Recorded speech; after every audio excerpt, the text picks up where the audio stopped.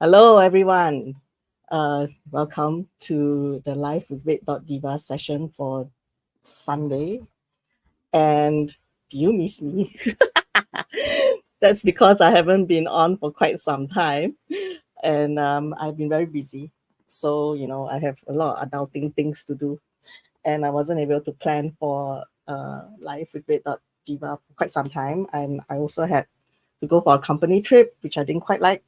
But anyway, I'm so happy that I'm able to find time to do this live stream, and we're going to talk about Deadpool and Wolverine, which is like the biggest MCU movie of this year. And together with my friends, Jedd, my geek bro, and John. So, uh, before I bring them on screen, just in case you're watching this for the first time and you are not familiar with me yet, I'm going to introduce myself. I'm Red Dot Diva. I'm a local blogger from Singapore. And this live stream is actually focused on Southeast Asian creatives. And I have been doing this, I think, during the COVID times.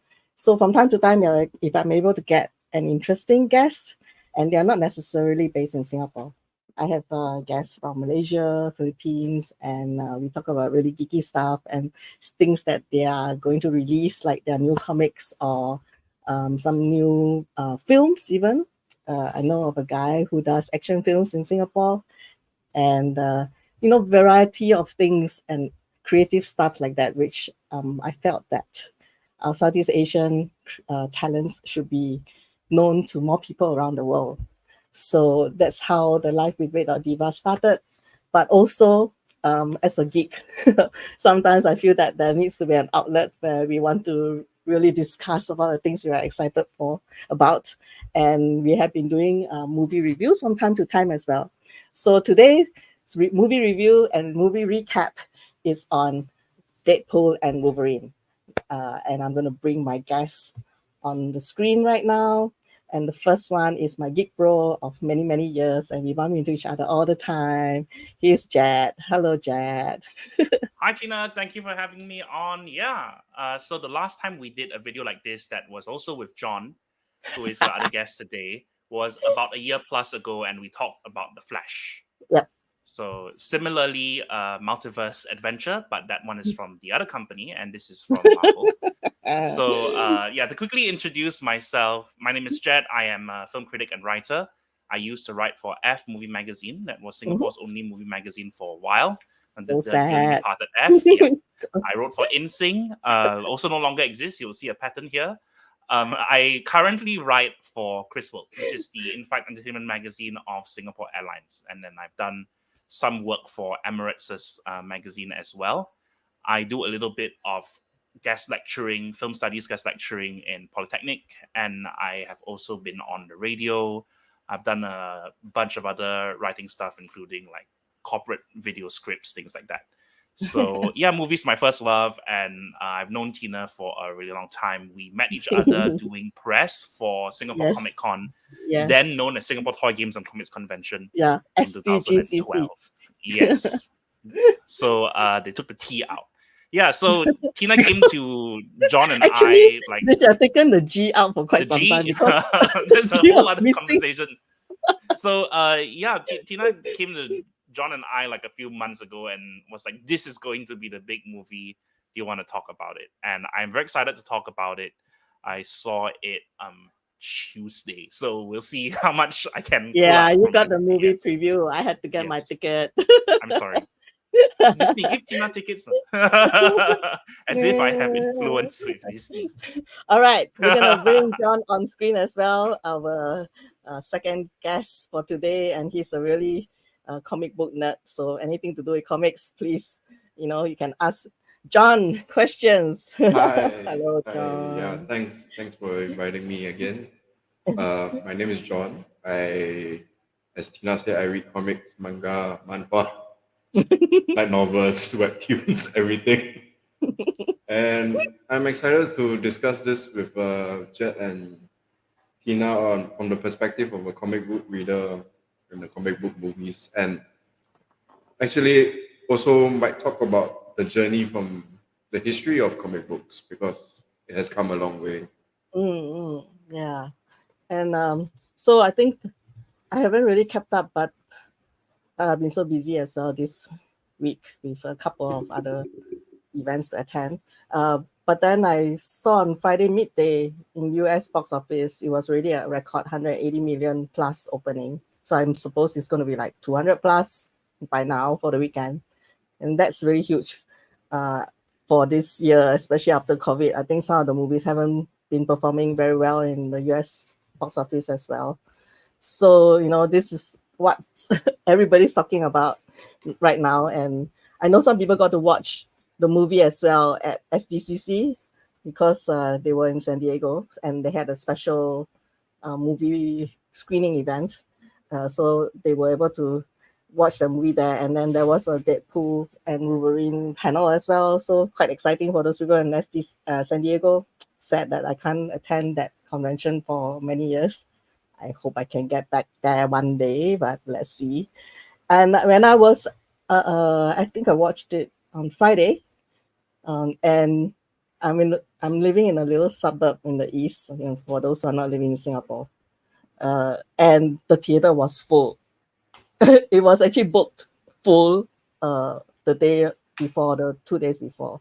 So it's a really like this one of the movies that people are really anticipating about, the kind of thing. I haven't felt the kind of buzz for quite some time, and Deadpool is creating that kind of buzz. So as a moviegoer and geek, it's kind of nice to know and feel that kind of group feeling. You just feel like you're part of something. So as usual, we always like to have a synopsis first, and I want to remind you again, the first half is spoiler free. We will try not to mention anything too much, into the details of the movie, but whatever's on the trailer so far, that's game. We don't consider that spoiler free. And before we get into the spoilers, I'll give you a warning again. So if you really don't want to know anything about the spoilers, you can exit from this live stream and then you can come back and watch us post live after you've watched the movie. All right, so Jedd, give us the brief synopsis of Deadpool and Wolverine. Yes, so the disclaimer is I will keep this spoiler free, but at the same time, I think a lot of people on social media just do not care. I think a lot of people have just been just openly saying all of the things that are supposed to be surprises or secrets in the movie.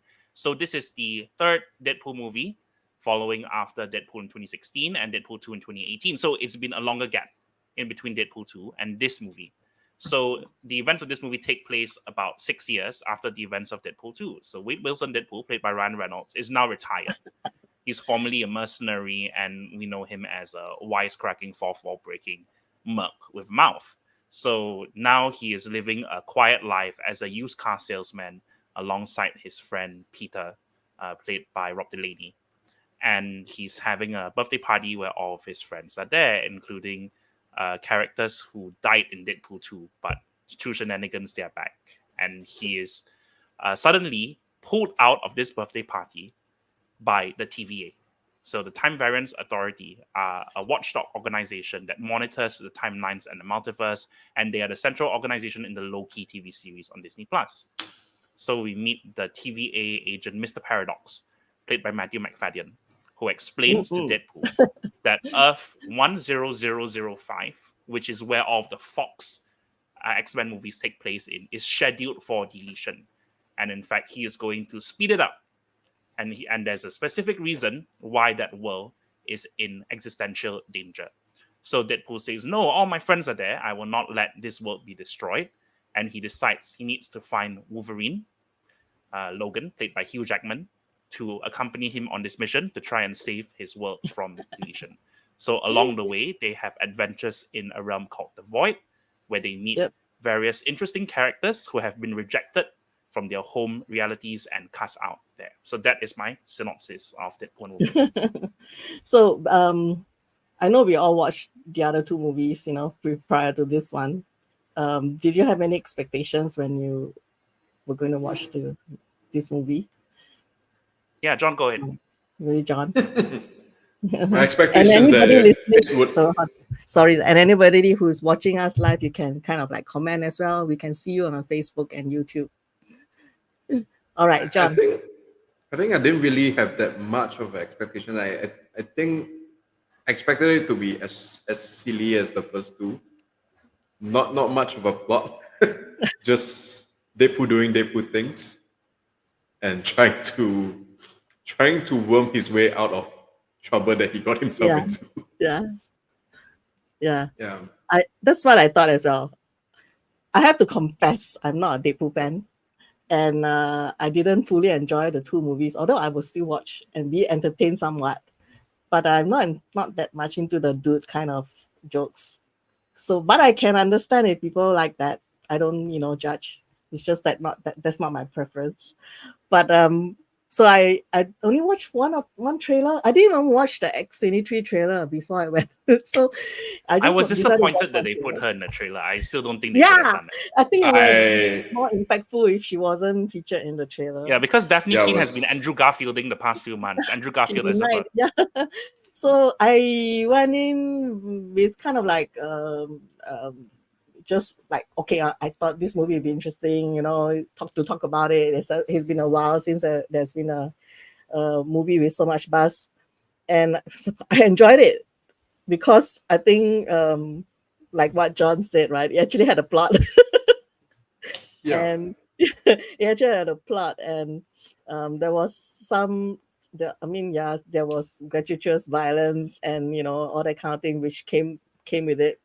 So you can't not expect that in a Deadpool movie, but it was quite fun. I did really enjoy this one. What about Jedd? Yeah, so the character of Deadpool, I think, is kind of like the Minions, where you have people who love him, you have people who hate him, but he brings in a lot of money. He's very iconic, and I think that the character has this underdog quality to him that Ryan Reynolds has very much attached himself to. And the Mm-hmm. interesting thing about Ryan Reynolds as an actor is that he has been around for a while, and it took a long time for him to kind of reach movie star status. So Yeah, earlier in his career, when he's doing movies like Van Wilder or Blade Trinity, and then he's gradually the trying to figure proposal. out what he's going to do. Sorry? The proposal.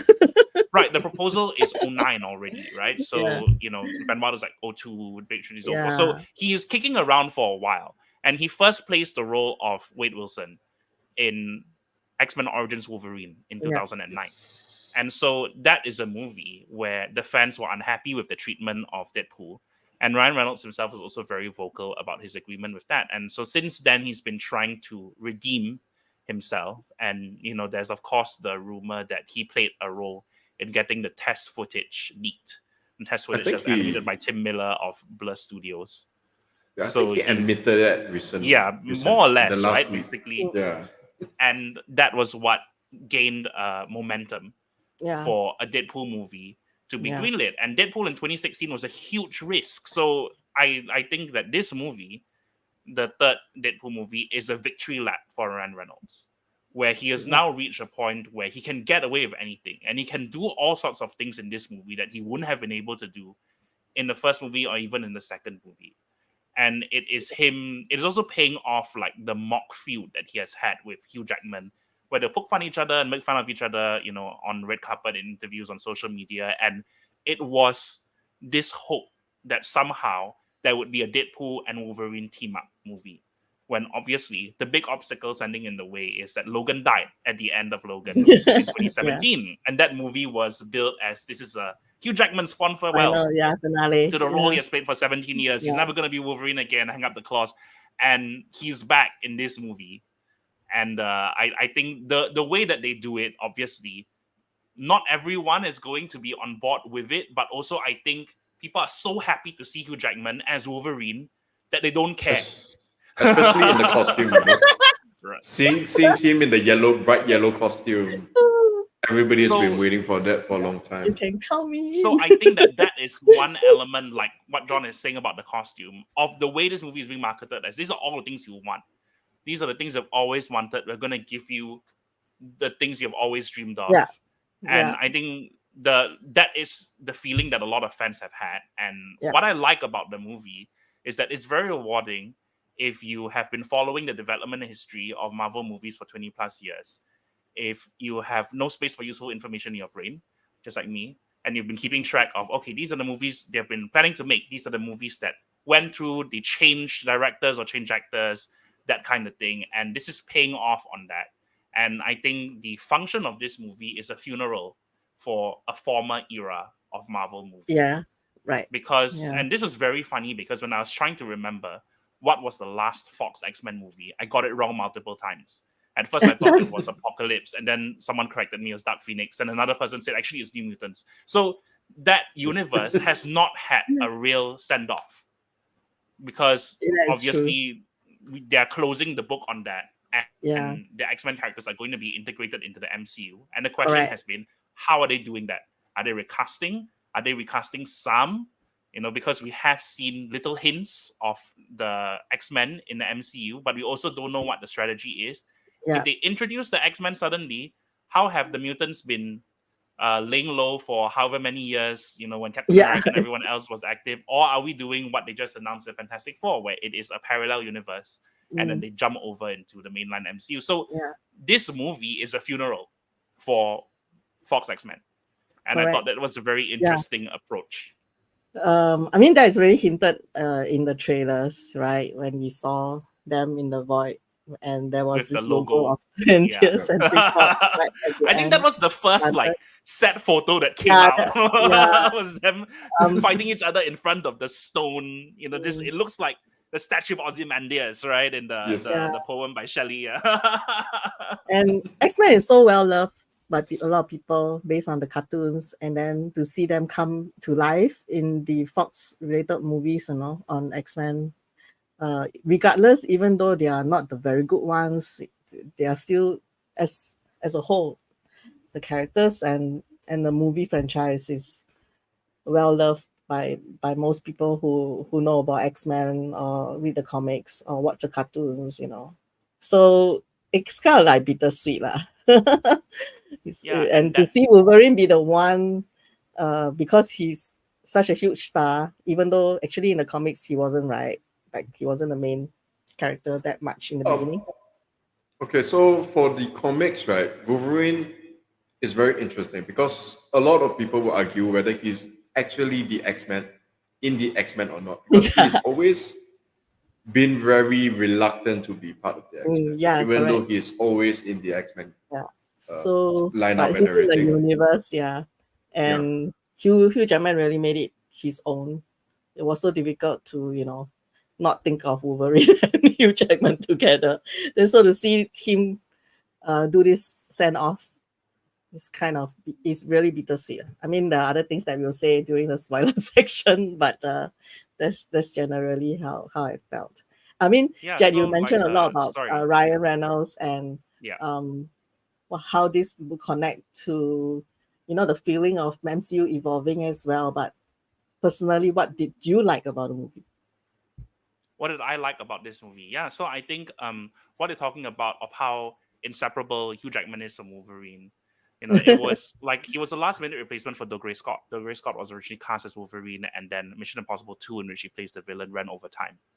And so they had to recast the role at the last minute. So it's kind of like by a happy accident that Hugh Jackman has been in this role. And you were talking about the X-Men movies, and the X-Men movies span from 2000 all the way up until 2020, 2021. So that is a 20-year span in which you see the style of comic book movies evolve a lot, where the origin of the modern-ish comic book movie people attribute it usually to Blade in 1998, then X-Men in 2000, and Spider-Man in 2002 is kind of the one that codifies it.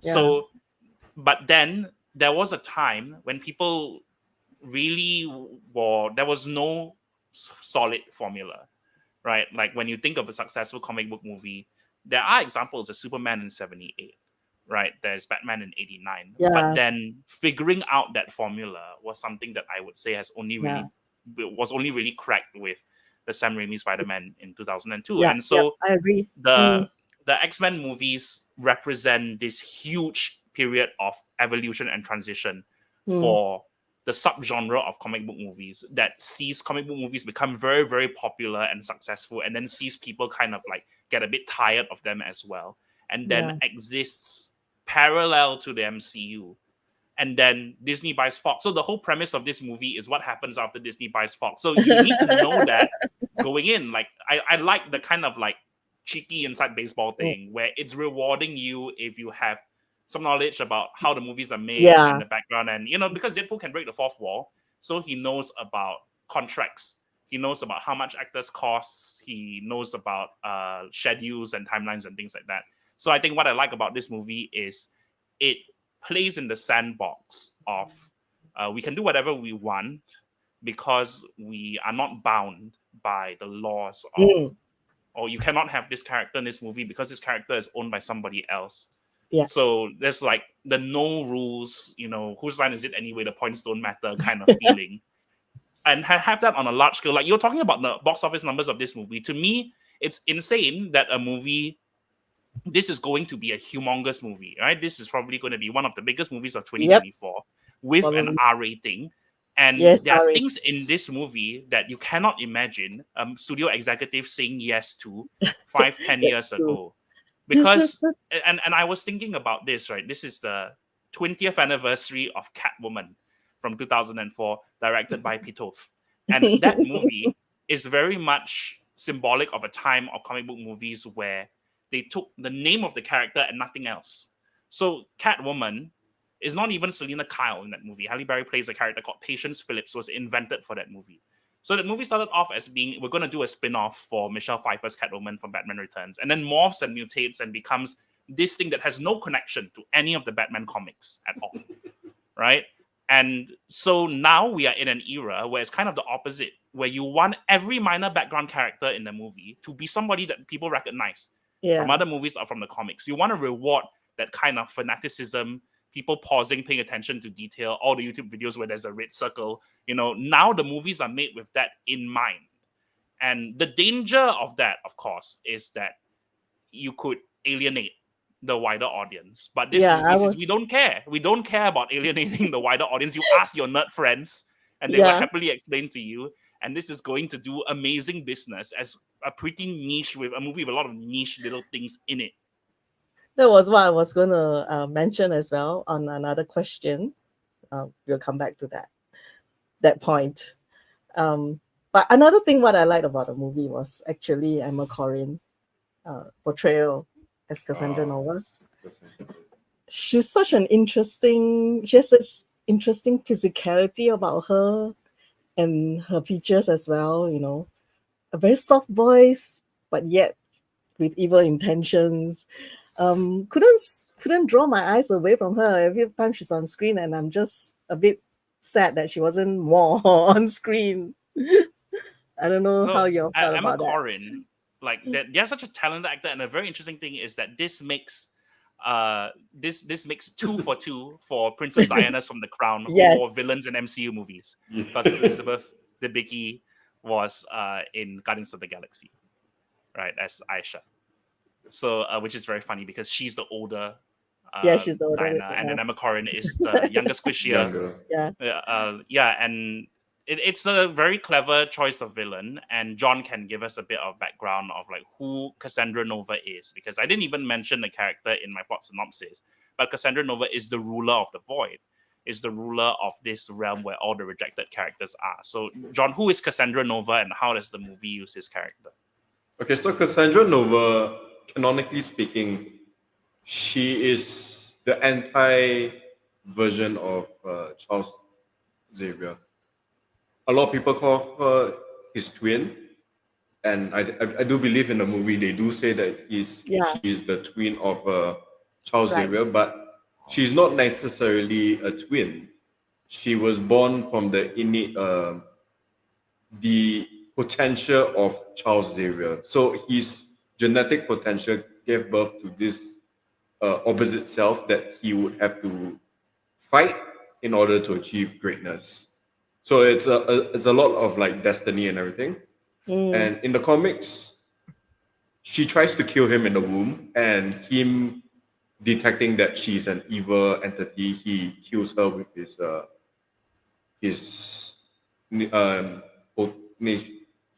psychic abilities, but she doesn't actually die, which they did reference that as well in this movie, where she somehow survived. and she gestated outside the womb and Mm. created a form for herself. She is a very powerful version of everything that's wrong in Charles Xavier. So she is the embodiment of his complete opposite. And that's why instead of trying to help people, she rules with an iron fist.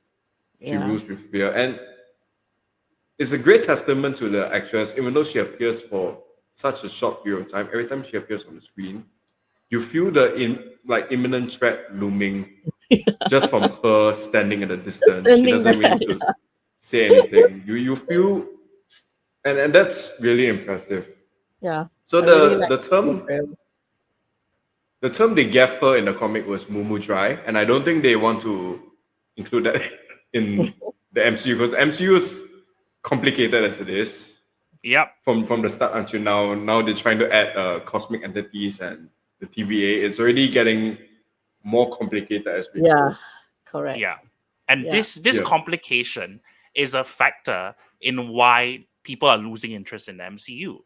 Because they feel that there's too much to keep up with, there's too much homework to do. What do you mean I have to watch WandaVision in order to understand Multiverse of Madness? And people kind of tune out. So I think what Deadpool and Wolverine does is it's doing two things at once. It's rewarding people who are keeping up with everything. At the same time, it's also saying none of this actually matters. There are no consequences and there are no stakes, and we're going to have fun with that, which is a criticism of using the multiverse as a plot device. Because, in DC and in Marvel, the multiverse allows us to meet alternate versions of characters. It allows us to bring back characters who are dead. It allows there to be interactions between characters who you think know each other, but actually they've not met this particular version of them before. So that's what this movie does with Wolverine, where the Wolverine that we meet, the Logan we meet, is not the Logan who is in Logan. Right, and they try to explain that and give. So this is the idea that Hugh Jackman, he is playing Wolverine again, but he's also not playing Wolverine. And I think that this is the kind of stuff that you're very used to as a comic book reader, but you can find very irritating if you are not. Yeah, that's the thing. I mean, it's not what I don't like about this movie is there's not really much that I don't like, but I can understand some criticisms, as you mentioned, right, about people who are lost because they are just not that deep into MCU and watching the TV series as well, keeping up with Loki, about the TVA. Yeah. And I mean, what's like, happening. I think it's the nobody same with likes Star homework. Wars because that's the same complaint we get as well. Like, do I need to watch the Clone Wars in order to watch Ahsoka? But then again, as geeks, right, we just like it. We love it anyway because that's how we consume our pop culture and consume the stuff that we like. And I feel that there should be movies that are made for us as well. and I think sorry, Tina, yeah. Yeah, and so this movie is one of those that I enjoyed because I knew like maybe 85% of what he's referring to, and also getting to know some of the more obscure ones that I don't know, and it's kind of interesting to me because then I learned some more about the geek world. So I really lapped it up. I was surprised at myself that I really like this movie because, as I mentioned about 15 minutes ago, that I'm not a huge Deadpool fan. Maybe thanks to Hugh Jackman, he pulled me in because I love his acting, Wolverine and beyond. I think what Jedd mentioned is very true. Is that nobody really likes doing homework, and a show like this, it feels like there is nerd homework to do. You watch this TV series, you watch Definitely, that. yeah. But one thing that Deadpool and Wolverine did relatively well is that, like you said, you only need to know 50% or 40 to 50% to enjoy the movie. The movie is still enjoyable. It's a nice, fun, Yeah, romp. regardless. Yeah. So you don't need to know 100%, and then it rewards people that know 100%. They'll be like the little meme pointing at the screen the entire time watching Yeah. the movie. Yeah. But I And think I I think saw like it, some. sorry. Sorry.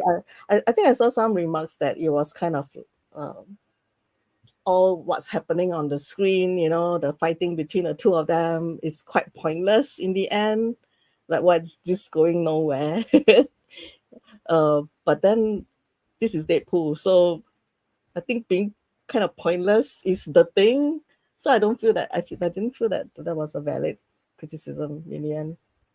So I I'm not. think the Deadpool character, what a lot of people will find irritating about him is that inherent in the character is this, he, I'm such a naughty boy, ain't I a stinker, that kind of thing, which can be very annoying. And the idea of the Marvel style of humor that people uh, don't like or criticize from the Mm, MCU movies, a lot of that is basically the writers saying we realize this is silly, so instead of letting you say that it's silly, we'll say it's silly ourselves, and then that is cranked up to 11 with Deadpool. Deadpool's entire job is to do that, so you could see why that might alienate other people. But then there are also other people who feel the opposite, who feel that invites them in.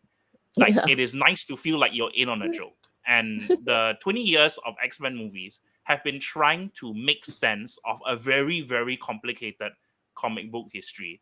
The first thing to tell you about X-Men comics is better not to try, actually. It's a John mess. will tell you that. It's John, as a it's veteran, is sort of like crawling out of the it's trenches that don't start. So, I mean, that's why a lot of people's interaction with X-Men is through the animated series. Yes, It's through the correct. movies, which Yeah. are attempts to synthesize some of the major plot lines, like Dark Phoenix and Apocalypse and so on. But even then, it's still messy. And I think Yeah. what this movie is saying is it's celebrating the mess. It's celebrating 20 years of the X-Men movies trying to figure it out. And Yeah. there are highs and there are lows, but it's all part of something that we look back on fondly because of its role in where comic book movies are now. Like, the X-Men franchise has some of what people consider to be the best comic book movies, and also what some people consider to be the worst in the same franchise. And this movie celebrates that. Deadpool and Yeah. Wolverine is a celebration of the status of the X-Men movies, and it's also saying, this is it, right? As we move on with the MCU, whatever they're doing with X-Men, it is not going to Yeah. be It's the gonna Fox be X-Men something universe. yeah. entirely It's probably new and more cohesive. I think, knowing Disney, they have story groups and they're quite precise about where they want to head to. Knowing Kevin Feige as well, he has a direction. So it's gonna be something. I think we'll feel nostalgic about it, because regardless how some of the X-Men movies weren't as good, we kind of like, oh, it's no longer the same. And I think we are going to see a test of will people accept a new actor playing Wolverine, right? Because Yeah, this not is something just that has been talked about for years. Sorry, he's John. already hinted. it's not just Kevin, Wolverine, it's Deadpool as well. Like in this show, it's also trying to get people used to the idea that that universe has ended. yeah, It's time to let go. It's time yeah, to accept that something new is going to come along, and that's okay because it's not that they're completely gone in the MCU syntax. It's just that we're following a different mm. It'll branch be in the team. it'll be interesting to see how people will accept and react to their Fantastic Four then, because that's also part of the Fox movie verse on superheroes, and maybe that's a quite interesting indication how that will go. And here we have reached the halfway point of this Yep. live stream. So before we get into the spoilery stuff like the cameos and the Easter eggs, and if you have not watched the movie yet and you care a lot about spoilers, this is the time for you to sneak away and exit and come back later. But before we get into that, give you some time to leave the session for a while. We mentioned about the X-Men comics, right? So John, it's so messy, and you're saying that it's huge and there are a lot of storylines all over. But which is your favorite? Oh, which is my favorite? Oh, that's a very tough question. I mean, everybody will always say Chris Cameron's run is the best. Mm, I do enjoy the initial run of Hickman's Krakoa arc, I think when they gave him the helms, they gave him the steering wheel, so to speak.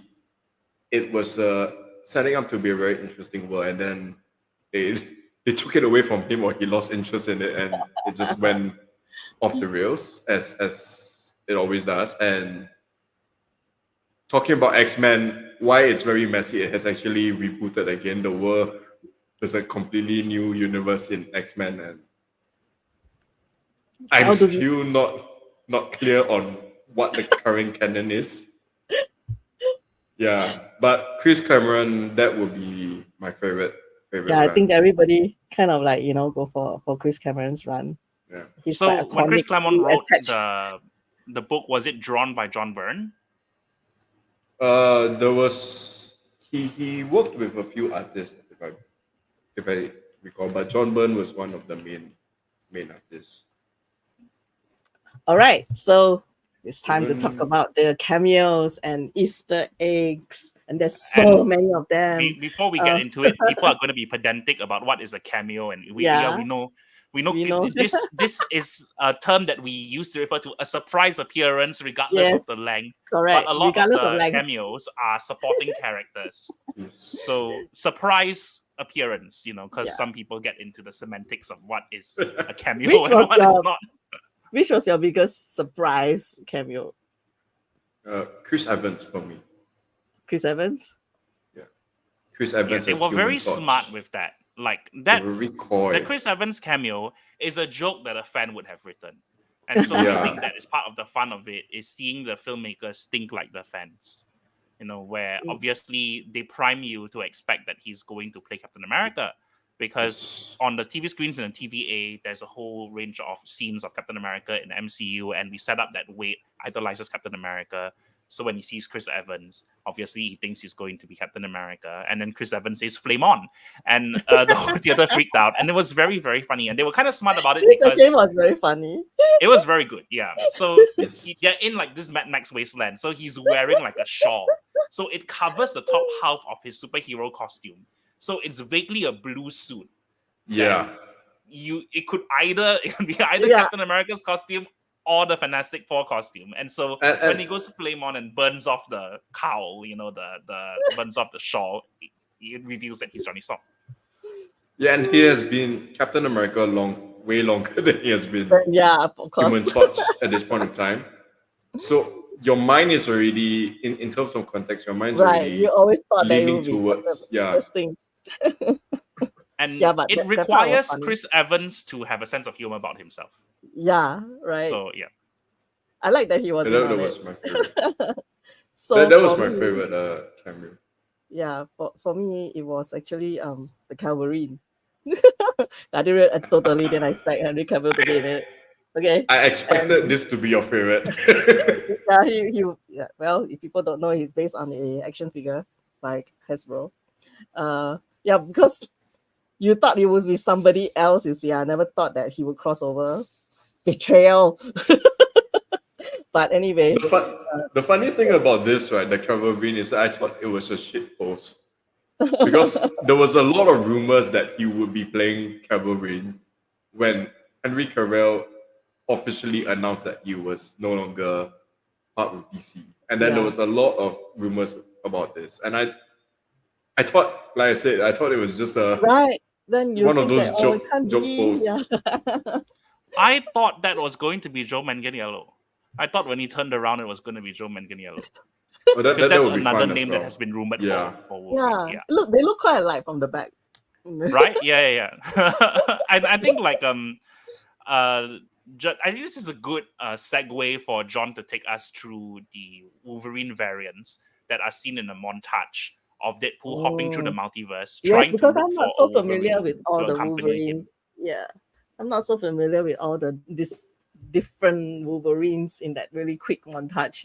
Of course, some are more well known, like Patch, the one with the eye patch. And so on. That's his nickname. That's when he goes undercover, but it's not much of a disguise. Comic book logic, once you block one part of your face, once the you same block, hairstyle. Yeah. he keeps the same hairstyle. He keeps the same personality. He's also angry. Who could it be?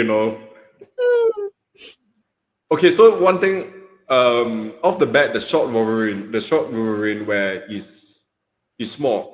This is something that everybody has been talking about for ages because in the comics, Wolverine is 5'3", about 160 centimeters. Yeah. Whereas Hugh Jackman is 6'3".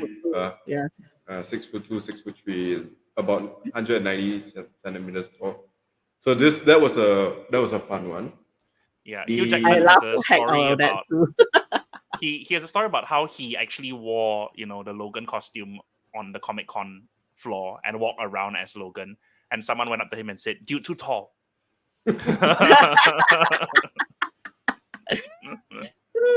Yeah. So the other ones to point out, the one that shoots Deadpool with a shotgun, the old gruff man, that's actually the original design for Old Man Logan. Even though Logan in the movie Logan was supposed to be Old Man Logan, the design of the person with the hat, that's the design and like of a Old Man plaid Logan. like shirt, Yes. Then the fun one would be the one with one hand that punches Deadpool. Yeah, the one on the left. So a lot of people believe this is Weapon Omega, the Weapon Omega version of Wolverine. While it's in the same timeline, the timeline of the Age of Apocalypse, he's not quite yet Weapon Omega. This is when he is still referred to as Weapon X, and he had his hand destroyed by Cyclops. So in the Age of Apocalypse, Cyclops becomes one of the horsemen, and Apocalypse is doing what Apocalypse does, and then Wolverine gets into a fight with Cyclops and gets his hand blown off. One thing nice for Wolverine is that he ends up with Jean Grey in this story. Finally. But then he's still angry as they showed in the movie. Jean Grey has the blue force field around her in this cover. In the cover, yeah. Yes. So on the right, the crucified X-Men and that scene where he appears in the Mountain of Skulls, Yeah, on the Mountain of Skulls. It was quite nice to see this. This is from Uncanny X-Men, the run in 1989, and this is by Chris Claremont.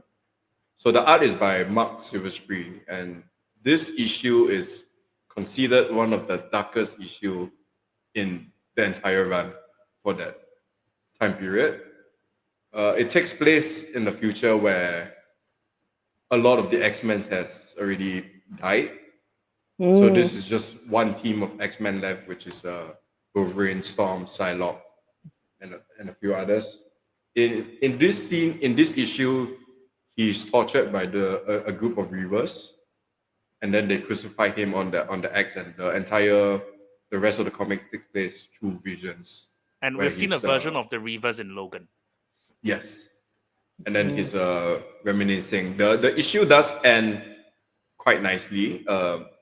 He breaks himself from the crucifixion, and he's helped by one of Jedd's favorite characters, Jubilee, which is a brand new character introduced at that point of time.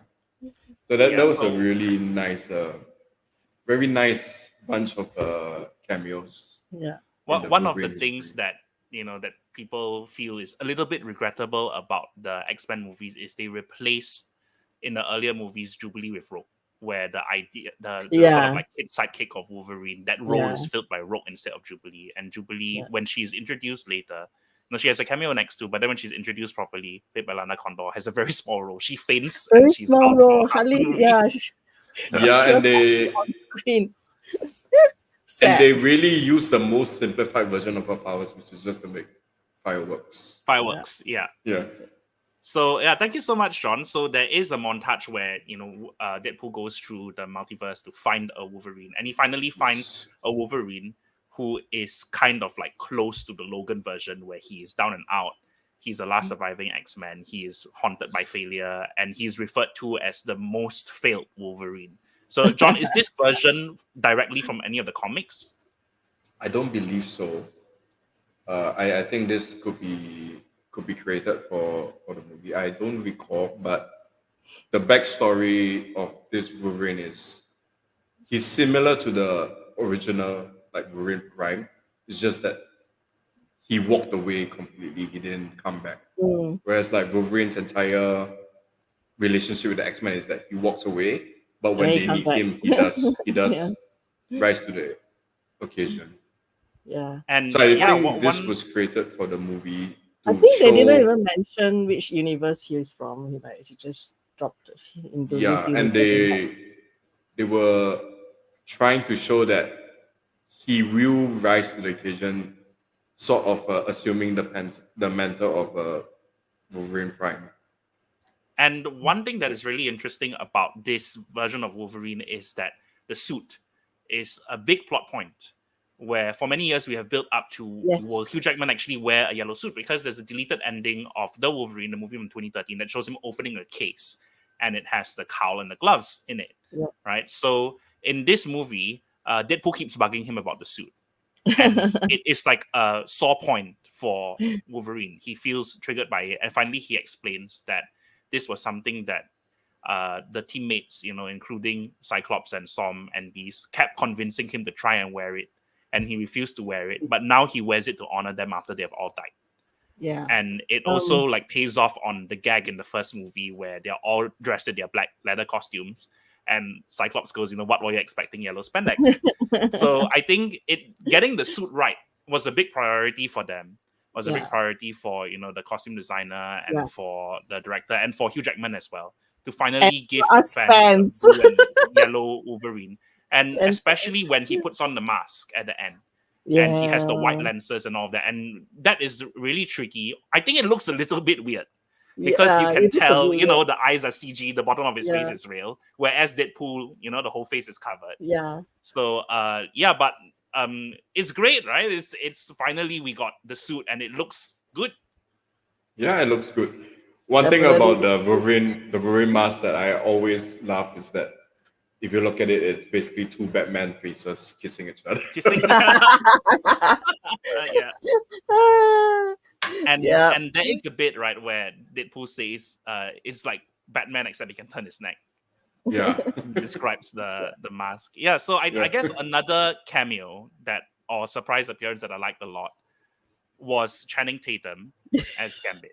And so this is inside baseball. This requires you to know that Channing Tatum signed on to play Gambit in 2014. And he was part of this Marvel group photo with Stan Lee and Ryan Reynolds and Hugh Jackman and all the actors who were in X-Men and Fantastic Four, taken at Comic-Con in 2015 during the panel where Fox showed the Deadpool trailer for the first time. And the promise was Channing Tatum is going to be Gambit. And this movie went through many, many different iterations. Doug Liman was attached at one point. And I think they actually cast Lea Seydoux as Belladonna Boudreaux. And it did not happen. So his official statement is that after the Disney acquisition of Fox, that was one of the things they put out to pasture. And Gambit, we had previously seen him played by Taylor Kitsch in X-Men Origins Wolverine. So X-Men Origins Wolverine has all these fan favorite characters, like it has Deadpool and it has it has Blob, and it just kind of doesn't do anything with all these characters. And so Gambit is another character who is a huge fan favorite of the X-Men, and he's also like a deeply silly character, right? But that's part of the charm, is that he's silly but he's cool despite it. And so I think in this movie he's kind of treated as a joke, where there's a line where Channing Tatum goes like, "Perhaps I was born in the void," because all the other characters who had cameos, surprise appearances, they actually had movies, and he didn't have a movie. Yeah. But it was a lot of fun, and I think what I heard is that Laura Schuler Donner, who is the producer of the X-Men movies and the wife of the late director Richard Donner, was a huge champion of Channing Tatum, and she liked him very much. And she was disappointed when they couldn't get him into a Gambit movie and X-Men. And the other thing is that if you look at some of the cameos in this movie, Jennifer Garner, she is Elektra. So her previous connection to Ryan Reynolds and director Sean Levy is that she was in Adam Project. And then Channing Tatum was in Free Guy. And so, Ryan Reynolds basically collected Sean Levy and said, you do these movies, now you do Wolverine, you do Deadpool for me. And then they're able to leverage kind of the past people who have been in. And Hugh Jackman, of course, was in Real Steel, as well as Night at the Museum, Secret of the Tomb, which were also directed by Sean Levy. So all of these characters, it kind of makes sense what their prior connection to Ryan Reynolds. And Blade, his prior connection is that, of course, when he was young, Ryan Reynolds played Hannibal King in Blade Trinity. Yes. And the line where he says that you never liked me. Yeah. It's like a reference they to have beef with that. each other. And Another thing that I like to add, right, for Gambit is it's a very funny joke where he's cast as the character that people forgot. And in the comics, it's always it's a bit of that where there's a joke that they say like everybody will ask Gambit like, what's wrong? And then he'll be like, there's nothing wrong. And then there'll be a little text at the side of the panel that says, Gambit's all alone in this world, everything is wrong. So it's quite fun that he's in this movie as a forgotten character where he has always had the kind of history with this kind of gags in the comics. And then Shannon managed to, do his Cajun. Very, very bad dialogue. Creole. For real. It's like, who was your dialect coach, the Minions? Yeah, who's your So dialect there are a coach? lot of little jokes like that. Okay, so I think, and I may be wrong, but I feel like a lot of the little one-liners that Deadpool has are ADR in post, because when this movie was being filmed, it overlapped with the writer's strike, and Ryan Reynolds was banned from improvising dialogue.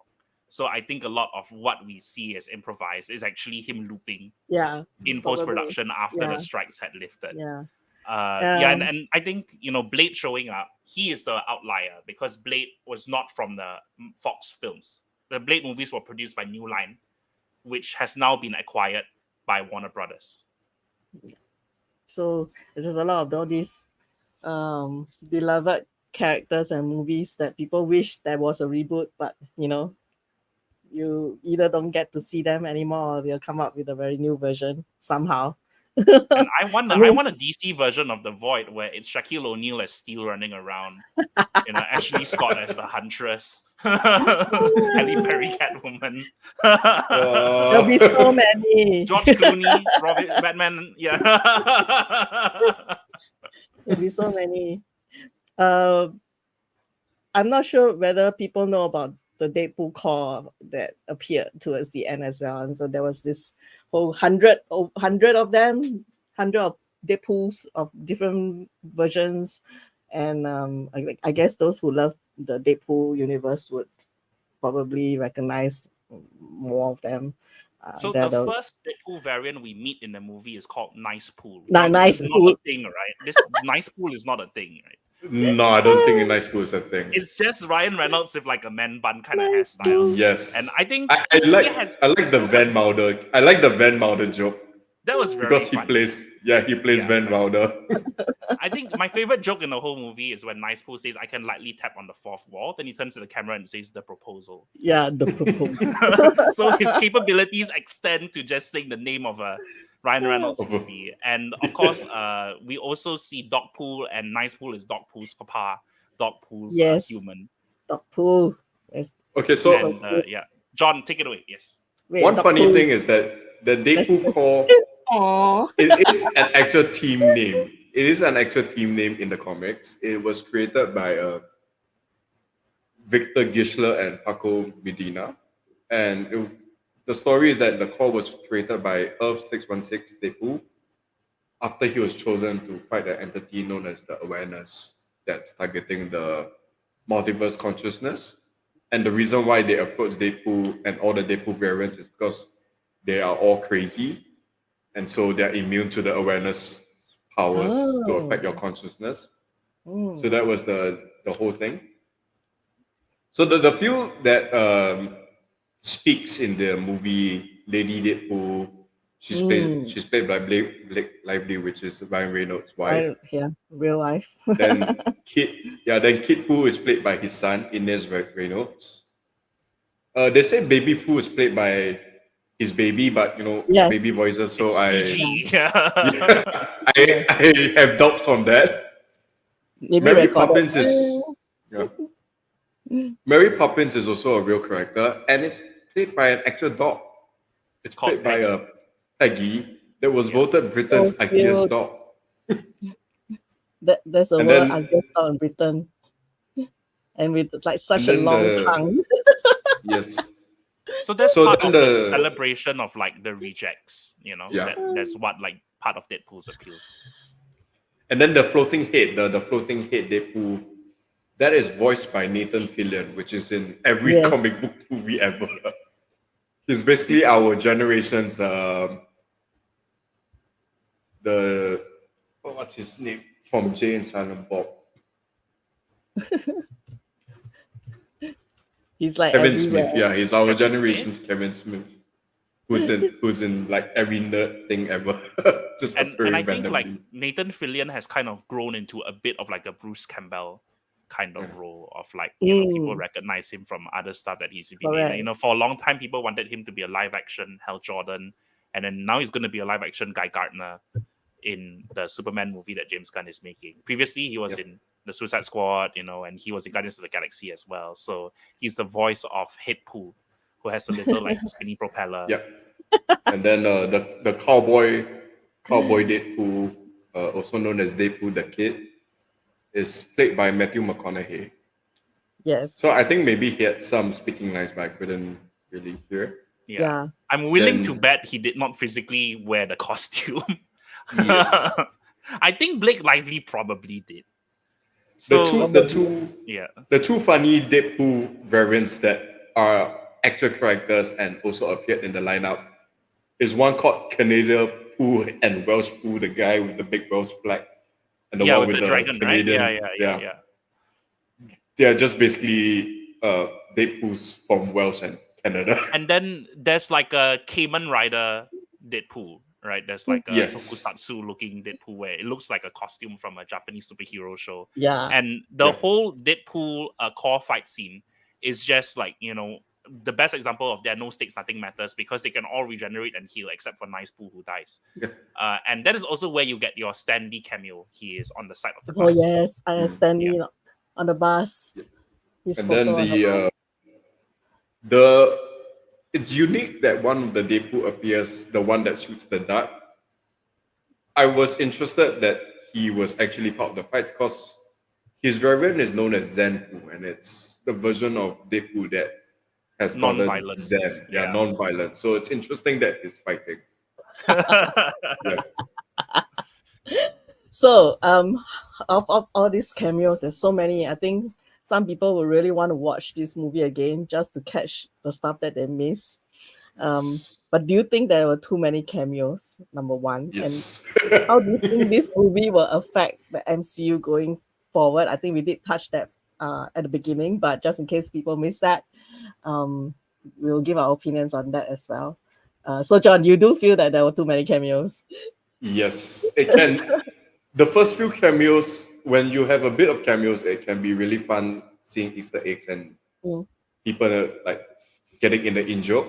Yeah. And then when it reaches a point where it becomes tiresome, where you see another cameo and you're just like, oh, it's another one. Is this just gonna be the thing throughout the movie? Am I just gonna see another cameo down the line? It's something that's also very similar to Deadpool's line of humor, where it starts out very funny and then it can get a bit Tiring, I know. tiring You as- gel up as- I very found in fast, Pulp- right? go, Yeah, you yeah. kind of feel. The first two Feel movies, I was jalap. just like Yeah. over it. Yeah. Jedd? Yeah, so okay, I think that there are differences between the levels of cameos. There are some where they matter, and there's some that kind of in the background that don't matter. So there are a lot of characters who are from the other X-Men movies, like Azazel and Lady Deathstrike, who are not played by the actors who originally played them. But Aaron Stanford reprises his role as Pyro. Tyler Mane, the original Sabretooth, comes back. Vinnie Jones did not come back as Juggernaut. He said the suit was too difficult to put on, and that's what kept him away from it. And also, we see this character in a red and white striped shirt, and that is a character called the Russian from Punisher. So I feel like one thing they could have done, I mean, this obviously would be also a deep cut, but in a similar line, in a similar vein of Chris Evans showing up and you think he's Captain America, but actually he's a Human Torch. I would love to have seen Rebecca Romijn show up and you think that she's Mystique, but she's Joan. Joan, Punisher's neighbor. So my dream, if you let me direct the movie, it'll be Rebecca Romijn as Joan, and then Joan is the one who saves everybody. Yeah. It will be but very yeah, I think- inconspicuous cameos. yeah. So I think you're supposed to kind of feel like, okay, this matters this much. You're supposed to get hyped about Wesley Snipes, right? And of course, I think I really like seeing Daphne Keane again. And I think there was an that's emotional my payoff favorite, in the yeah. relationship between Laura and Logan. And when she put on the sunglasses, I did kind of feel Yeah, right. the pink sunglasses from Logan. And Right. and of course it is so much fun to see her Andrew Garfielding for the past few months. I love her character. I think it's so difficult. Again, she's managed to make X-23 her own, one of those characters and actors who are able to make that their own. And if somebody were to play her again, right, I think I have to rewire my brain. Because, for a long time, there was talk of there being a spin-off movie where Daphne Keane might come back and lead the team, with Honey Badger and then the other, X-Men adjacent characters. And I would love to have seen that because there are so many, sort of spin-offs and variants, and Deacon, could show up as well. Wolverine has a lot of these characters associated with him, his children in some form or another. Illegitimate and legitimate children of Wolverine, which I would like to see a movie that is just Wolverine's kids. I think some people are hoping that this will be like a precursor or solve some of the problems that MCU has. But I think if you actually watch the movie itself, it's basically nothing. It doesn't really change very much. He's an external observer. Yeah. So he doesn't participate in the MCU very much in this movie. There's a scene where he goes to meet with Jon Favreau, and I think that the significance of that scene is Jon Favreau directed the first MCU movie. So it kind of feels like he's seeking permission to be in the MCU. And one of the gatekeepers or the guardians of the MCU is telling him, you are not significant enough to be in the MCU. And then that becomes Deadpool's motivation for the rest of the movie. Yeah, but talking about the cameos again, as you said, some you're supposed to care about, and some they were just in the background, a lot of noise, but they are there. I think it works kind of because you don't really bother, they don't really speak, they just action background. I was afraid that there were too many cameos at first, but then later, after when the movie ended, and then there was the post credits. Yes, there is a post credit, and there's one montage that goes on during the mid credits. So I'm talking about the mid credits. And the montage was actually like a love letter and a goodbye to 20th Century Fox. I thought it was quite moving because we grew up a lot with a lot of our time, as you said, X-Men's 20 years, 2 decades of our time. If we are watching this and loving some of the actors and the characters who play them as well. And then I didn't feel that the cameos that they chose to appear were that many. You kind of feel poignant and kind of sad that that era is gone. So I was, and then the whole thing again, when after you watch that mid credits and you refresh your brain about what you watched for the entire movie, and then you feel also different for me, because I felt then all the nonsense, right, that you see on screen, and the violence, and the killing, and Deadpool and Wolverine going at each other when both of them can regenerate. it's yeah, so the fight scenes are very, very brutal because none of them can die. Pointless in there, but it's not really pointless as well, because I think Ryan Reynolds also trying to, here, it's giving us some catharsis. I feel that here, this is what it is now. Because the New Mutants cannot be the standoff for this era of movies. We saying goodbye, and whatever MCU is going to do with X-Men, get ready for it. And, this is a new time going forward. That's how I felt. So in the end, the cameos wasn't that irritating to me. as in general lah. After I watched the whole entire thing, that's what I felt. And also they used the Green Day song, "Good Riddance, Time of Your Good riddance time Life." of your life. Yeah. You really felt One it. thing about the fight scenes, and this thing that Jedd knows about me, I like seeing like tiny graphical errors in movies, is that during one of the fight scenes, Deadpool's katana actually clips through his body. Clips.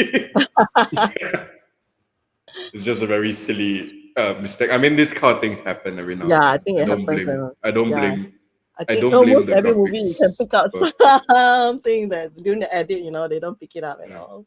And Yeah. I think when we're talking about what is the future of the X-Men in the MCU, they have toyed with the idea, right? So I think the first thing that they did was in WandaVision, Evan Peters shows up Yeah, as yeah. Quicksilver, and it was a fake out where the Yeah. joke is that he is an actor, Yeah. right? And then you see in Doctor Strange Multiverse of Madness, Patrick Stewart as Professor X, but he's specifically the Professor X from the animated series with the yellow hover chair. And then he dies terribly alongside the rest of the Illuminati in that movie. And then in the post-credit scene of the Marvels, we see Kelsey Grammer as a CGI version of Beast, where previously he was playing Beast in the makeup. So these are our little clues, right? Like, how much are they cutting over? Will they bring back the original cast? Are they going to recast Yeah. it? And especially things like if you think about Magneto, his origin story cannot be that he is a Holocaust survivor anymore, because then he will have to be 120 years old. So we are starting to have to change some things, and the question is, what will they change, and how will it integrate into the MCU? Yeah, John, and go ahead. I wonder also to prep us, right, for some of the changes that they're gonna have with X-Men, right? But that's sometimes what they do with Star Wars as well. They will release the graphic novel or the comic to tell you what's going on. There is a TVA comic coming. Yeah. So They have announced a that could be- TVA comic coming. That will That'll be incorporate interesting. things like Miss Minutes that were part Yeah. of the Yeah. TV series. Yeah. again. There's also my one question- hint in New Yeah. Mutants of Mr. I didn't Sinister. watch that I wondered. The movie is not good, but I know, I like know.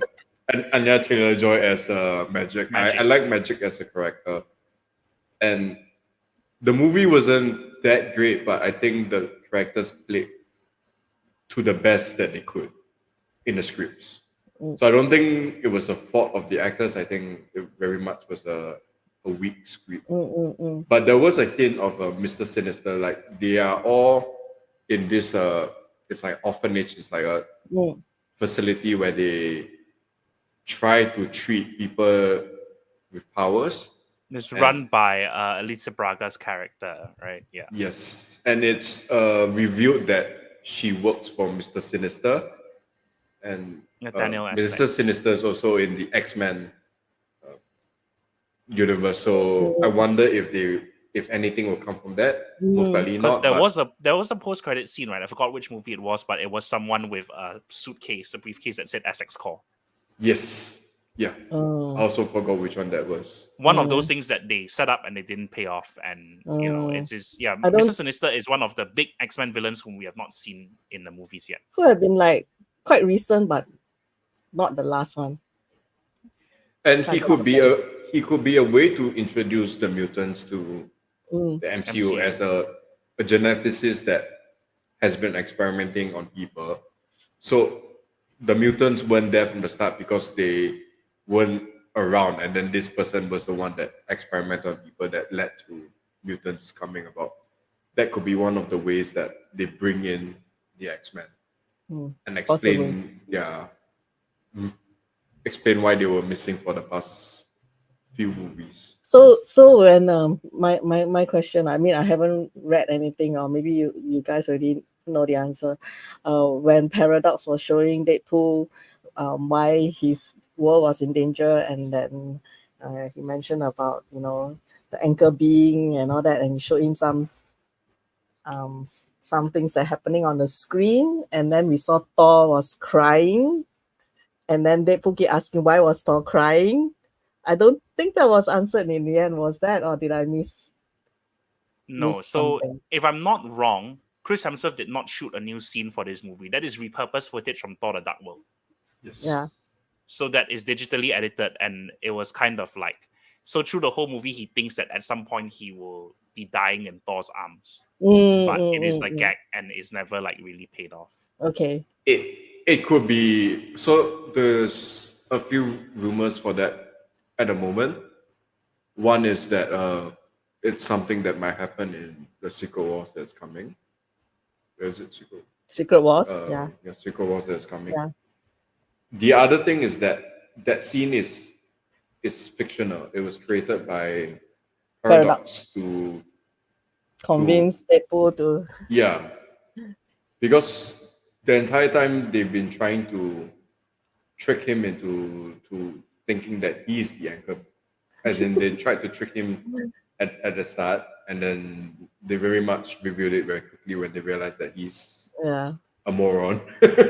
And the So- idea of the anchor being is kind of smart, right? Because it is giving you an in-universe reason for why Earth 1005 is falling apart.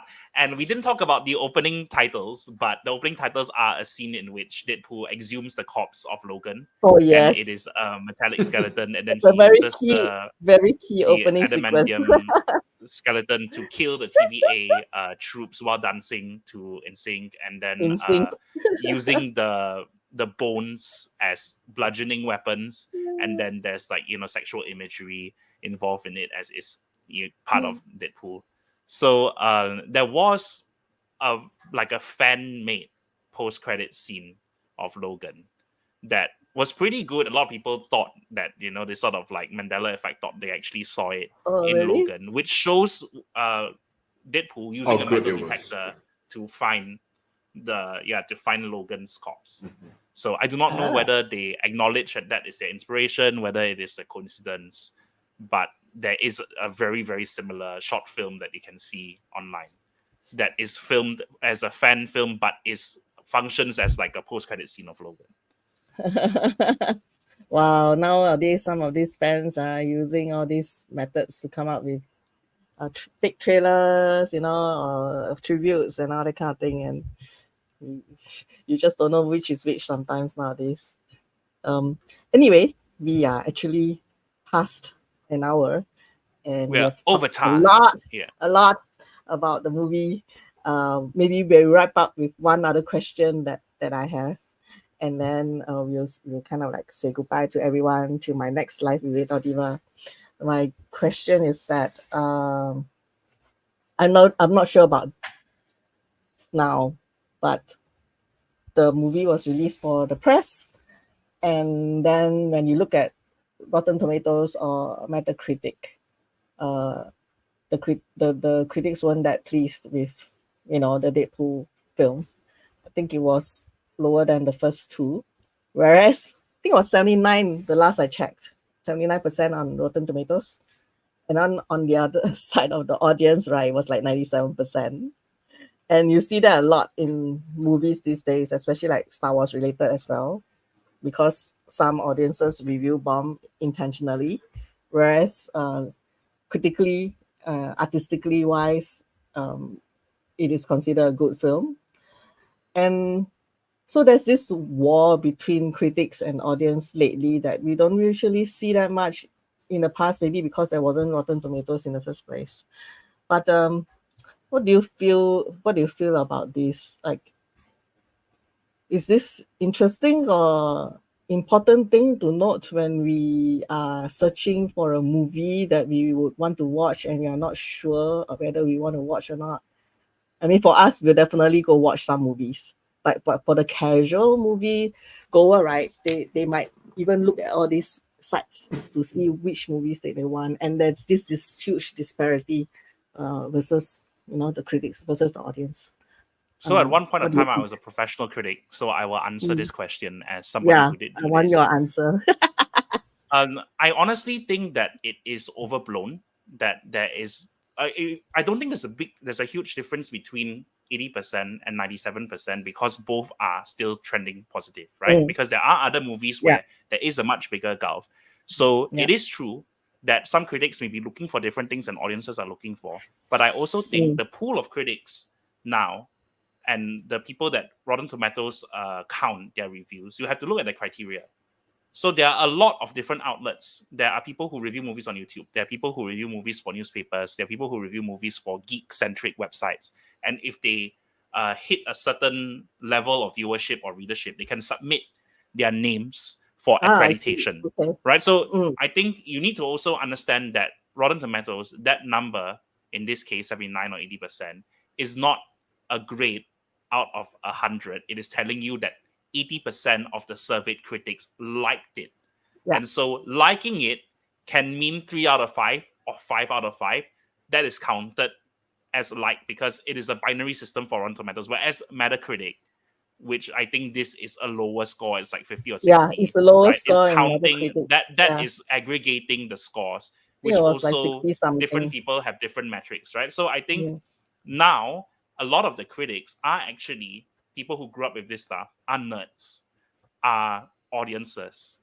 But then there are also professional critics who their tastes may be more art house, maybe something that is more dramatic. But then also I think, there were very well respected critics who kind of advanced the idea that we should not dismiss a movie out of hand just because it is meant for a populist like blockbuster kind of entertainment. And so I think there are ways to do it well and there are ways to do it poorly. But I also think a lot of times audiences are reacting more emotionally than critics. And that's not necessarily a bad thing, right? Because you want to have an emotional response to a movie. You want a movie to make you cheer and scream. And we certainly heard a lot of that when we were watching our respective screenings of Deadpool and Wolverine. But a critic is looking for different things. And a critic, they may be looking for things, they may be scrutinizing things more than an audience does. Or there are critics that feel, I'm actually just kind of tired of this genre as a whole. And I don't think this movie is really changing anything. But then there are others who are more positive and will say, I actually had a lot of fun with this. And I think that the way they navigated dealing with the messiness of the history of comic book movies, the history of the Fox Marvel movies is smart. So different people will say different things. And ultimately, I think that as a critic, I've never thought that my role is to tell somebody what to think. I'm just sharing what I thought. And it's up to you to see whether you think I'm being reasonable or not. Yeah. And you can agree or you can disagree. And I don't think any critic is out there trying to dictate what someone's opinion is. I think there are critics who will argue in good faith.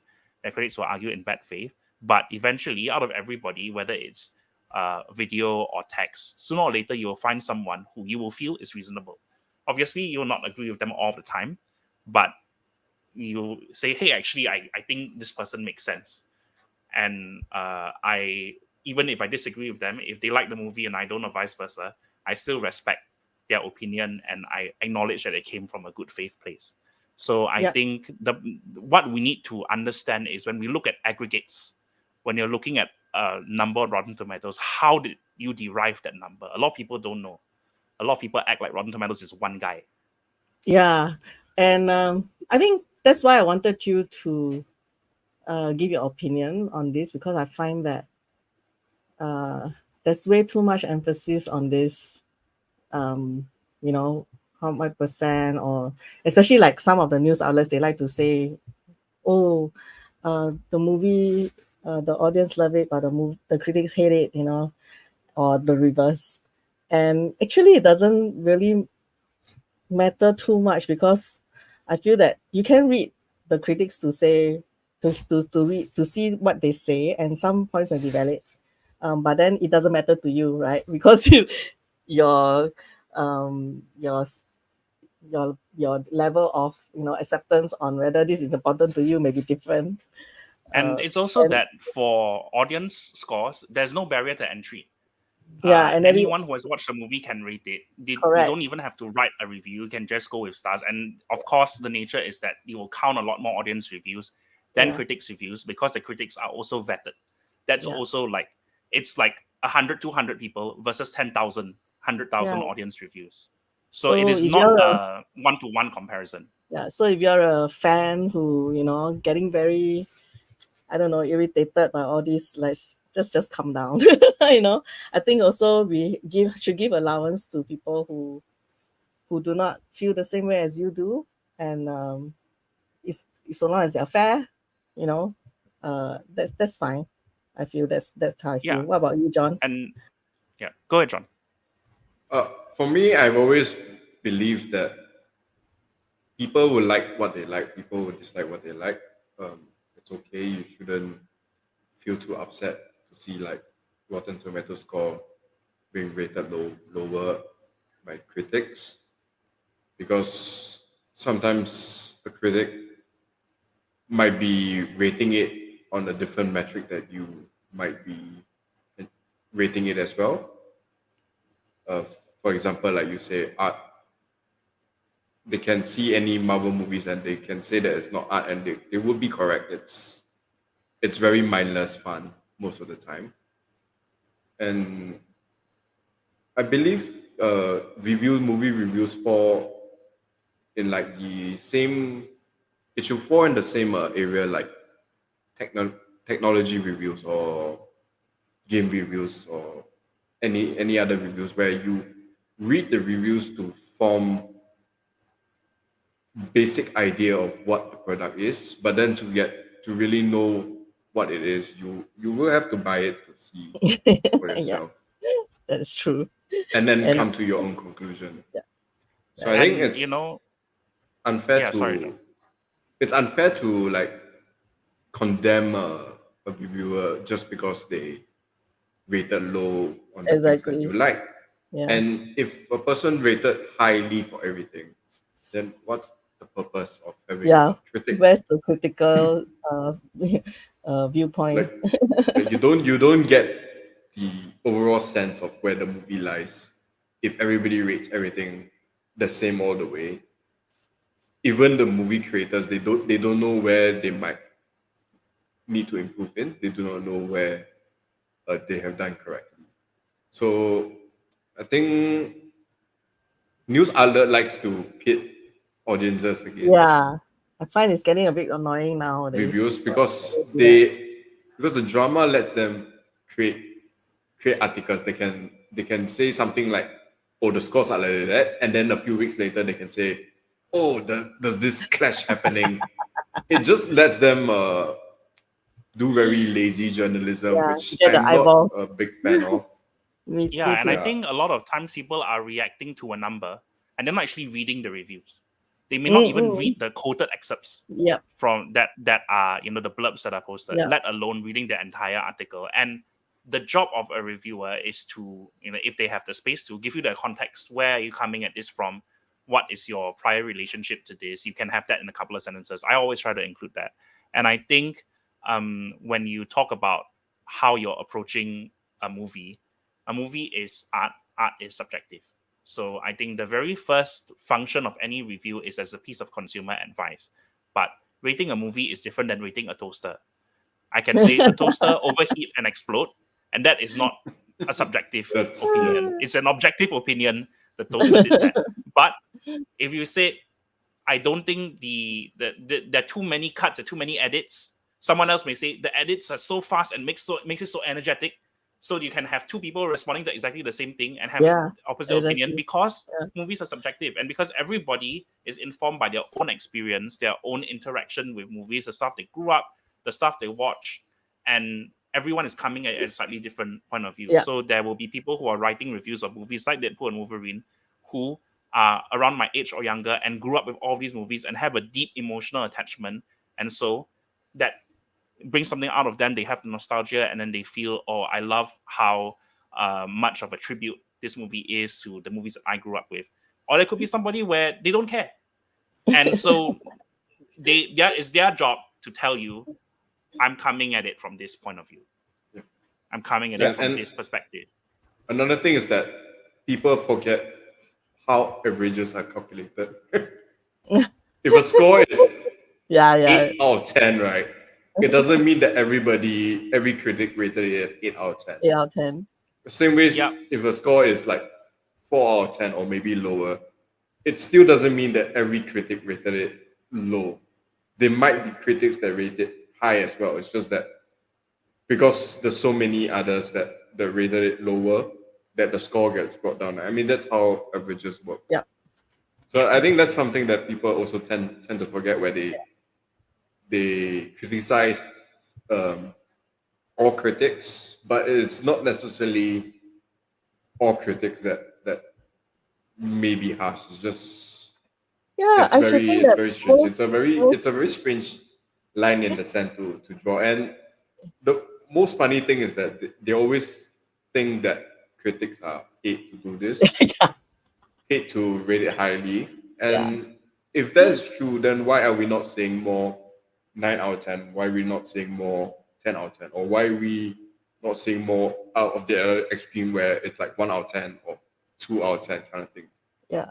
I mean, If it's critics really are paid. mostly fans as well, you know. So yeah, I just want to make this segue. I thought I did warn Jedd and John that I might be discussing about critic scores versus audience scores because uh, I feel that more people should know some nuance regarding how you actually react to this kind of thing when you read geek websites or Yahoo and that kind of thing.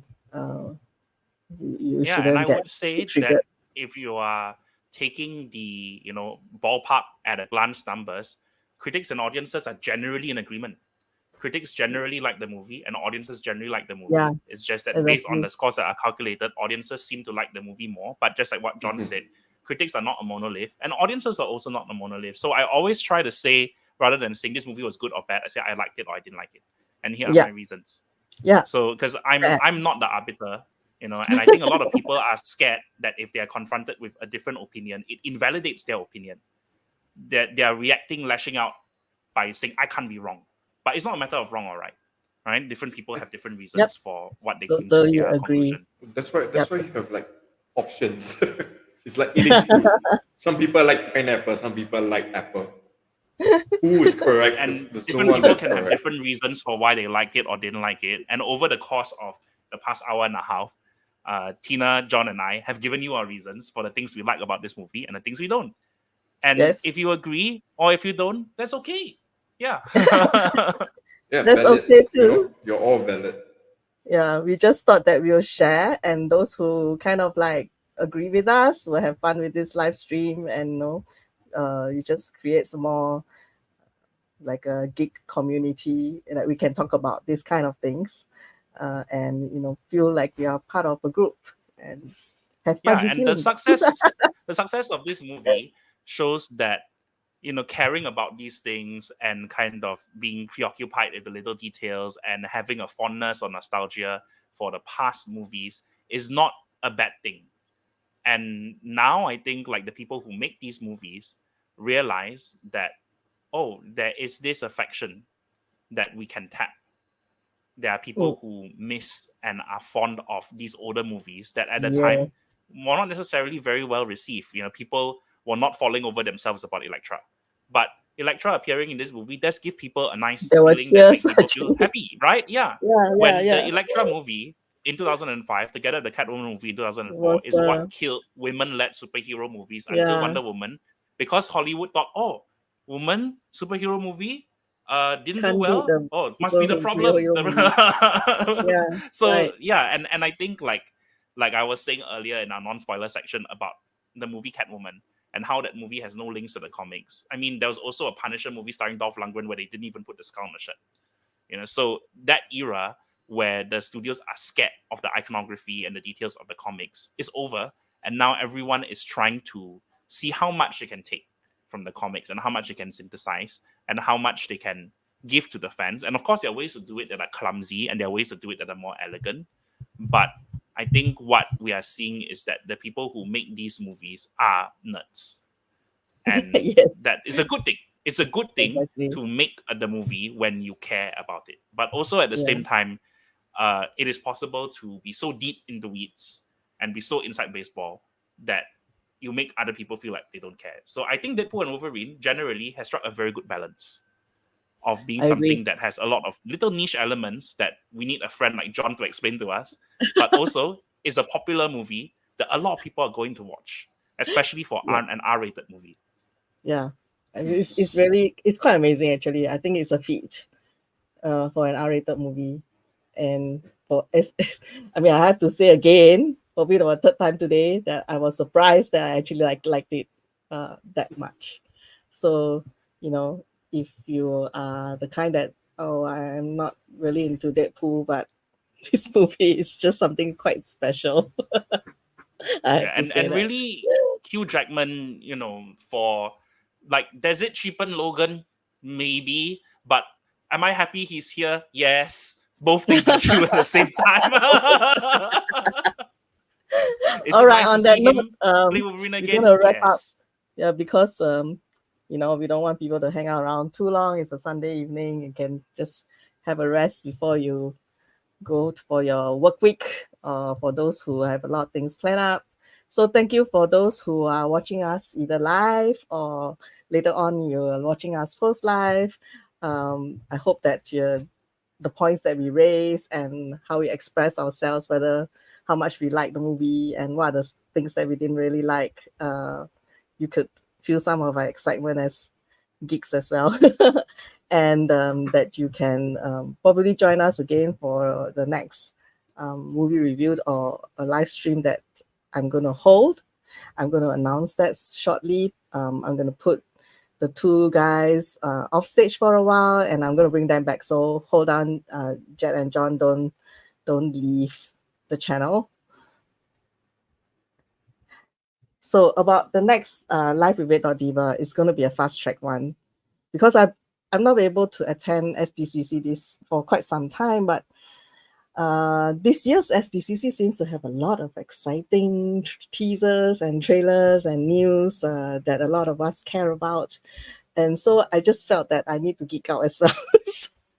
And hence, next Sunday, I have a friend who's coming on board with me, and we're going to geek out together about the announcements during this weekend on SDCC and talk about what are the things that are coming on, in case you have not been following the news on SDCC and you want to get like the gist of it.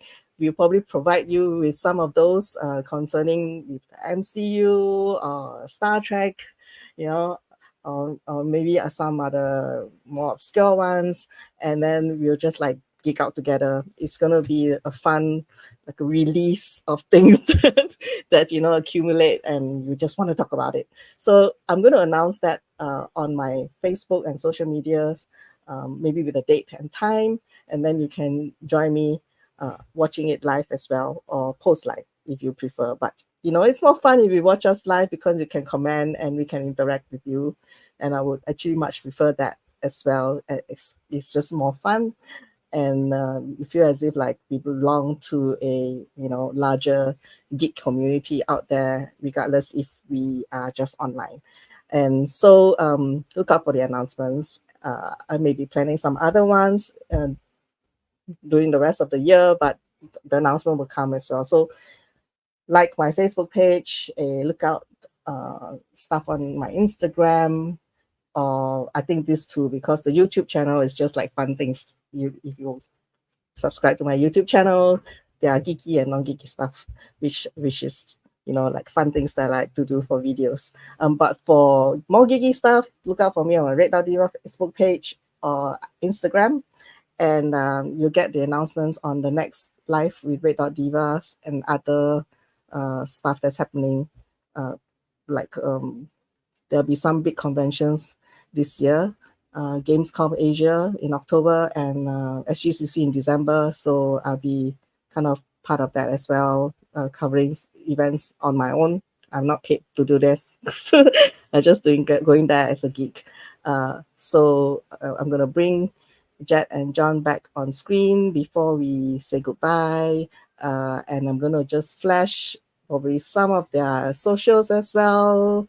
If you want to follow Jedd on Instagram and John on Instagram, Jedd is like It's Jedi the movie guy. So Jedi the movie guy. J-E-D-I. Sorry, Yeah, it's all right. Jedi It's the all right.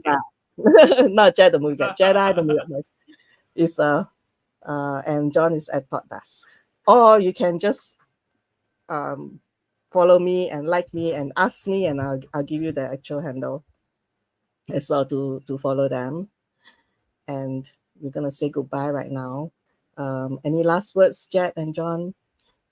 Thank you so much, Tina. I always enjoy doing this with you and with John, and we have also, you can see past videos on Tina's YouTube Yes, channel of the previous live streams, including of the Flash, Spider-Man Across the Spider-Verse, and the Spider-Man. Batman, in which we were joined by Atty, another friend of ours. So yeah, thank you so much. And there's so much to talk about in Deadpool and Wolverine that we have only barely scratched the surface with our little adamantium claws. So enjoy. If you are seeing it a second time, look out for things, have fun. Thank you. Yes. Thank you, Tina. Thank you, John. John. Yeah, thanks you guys. I mean, it's always fun to talk about things like this. You don't really get much answers. Right, we need an outlet. When John shows us the comic book covers, then you know it's gonna get good. Yeah. Yeah, I mean, if you guys want me to talk about Cassandra, it would take all day. Yeah, and you guys can shoot me questions about if you're curious where to start on X-Men. Although I will probably say don't, but then I will try to answer and as best as I can. Abandon hope, All only right. who enter here. Okay, thank you guys, and thanks Bye-bye. for watching. We'll see you again next time.